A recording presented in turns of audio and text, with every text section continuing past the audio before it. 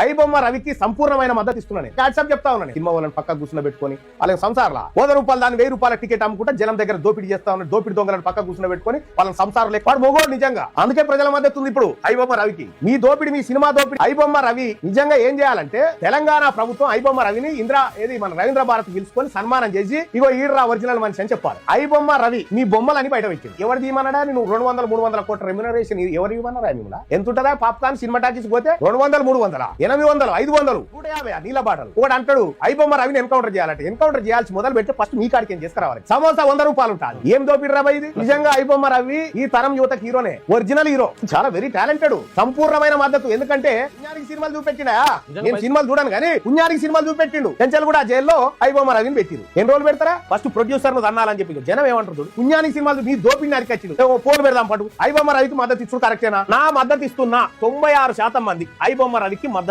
ఇవ్వాలా వద్దంటే నా మద్దతు ఇస్తున్నా అని చెప్పిన.